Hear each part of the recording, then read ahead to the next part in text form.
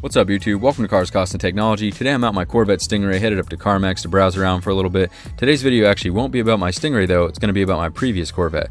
Now for those of you that have followed the channel for a while, you know that I used to have a 2005 C6 Corvette prior to my current C7 Corvette. I ended up selling that car a little over a year ago in order to save up and buy my current car.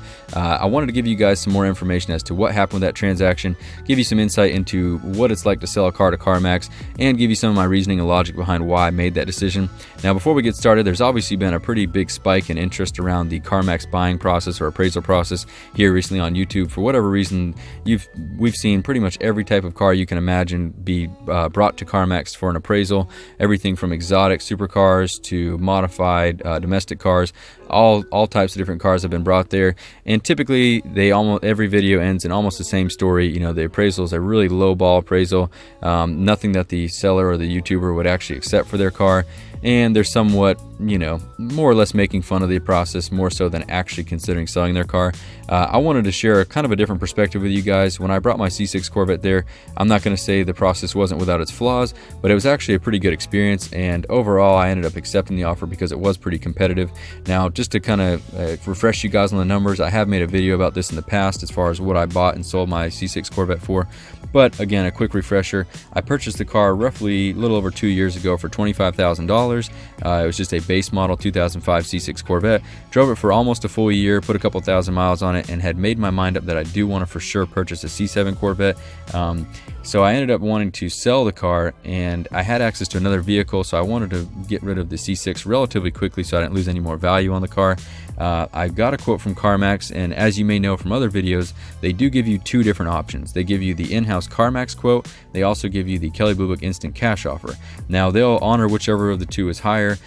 In my situation, it was actually the Kelley Blue Book instant cash offer that was higher. That came up to $21,500. Now, as I mentioned earlier in the video, considering that I purchased the car about roughly a year earlier for $25,000 and was able to put a couple thousand miles on it and everything and enjoy the car, I felt like that was a pretty competitive offer.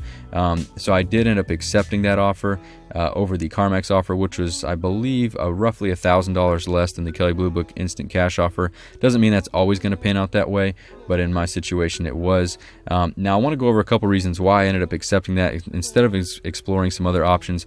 Obviously, I could have pursued selling it private party. I may have been able to get a little bit more for it, or even trade it into a dealership. And I'm going to kind of go over my reasoning behind each of those two decisions.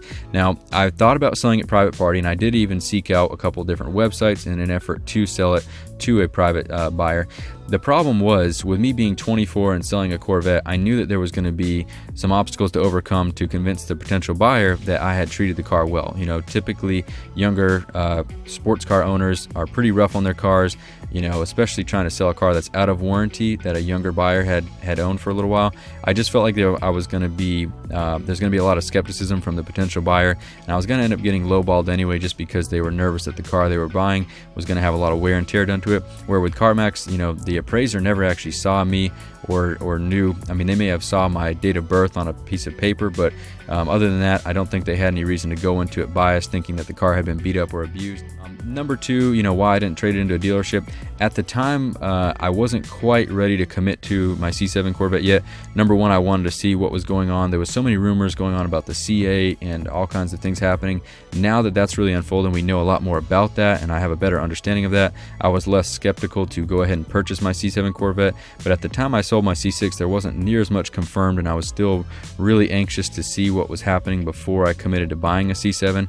I also had some financial obligations and some financial goals that I wanted to accomplish prior to actually committing to the car, as well as figure out exactly which one I wanted and how I wanted to spec it out. So I just wasn't quite prepared to trade it into a dealership at that point, even though I knew that I needed to go ahead and cut ties with the car. So even though I probably could have got a comparable, maybe even better deal at a dealership by trading it in, I just wanted to weigh my options, have a little more time to think on, you know, which model I was going to be purchasing and exactly when I'd be purchasing it, and go ahead and capitalize on what the current value of the car was rather than waiting for a whole nother season to revolve around and lose a little more value on the car. That's why I ended up ultimately accepting the CarMax offer. Now, the beauty of getting these CarMax offers, not only is the appraisal free, it's relatively quick. You get 2 different offers to choose from, but you also have a little bit of time to accept those offers. Now, the reason why that's a really great option is, let's say you go get an offer from them. It's not quite what you wanted, but it's close. You can actually take those and kind of leverage them with the private party that you're seeking out, or even the dealership that you're thinking about trading the car into. You can use those as a kind of a baseline of, obviously you shouldn't accept any less than the higher of the 2 CarMax offers, simply because that's going to be a very easy route to get your money back out of the car. When I did end up accepting the offer, I literally just drove the car back up, gave them the keys, showed them the paperwork.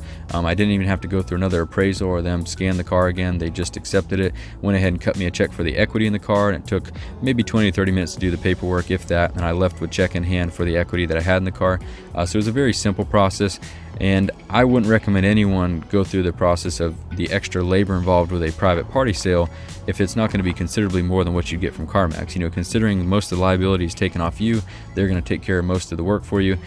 If you're going to sell at private party, you're going to do a lot more work, and it better be a good bit more money involved in order to justify that. Now, obviously with a dealership, it's going to be comparable to CarMax. They're going to handle most of the logistics for you and take care of most of the paperwork and the time-consuming process involved with that. So, again, but it doesn't mean that you still can't use your CarMax offer to leverage your offer with your dealership. Make sure that they're giving you a fair quote and that they're treating you fairly and that your price ends up coming out where it should be. It can't hurt to have an extra reference point and give them a baseline of the fact that you won't accept any less than that, at least. So I think overall, for the small amount of time it takes and considering that it's free, it's actually a good option. And again, I know you've seen probably a lot of videos where they're chalked up to be kind of a joke and just give people lowball offers that look like a ripoff.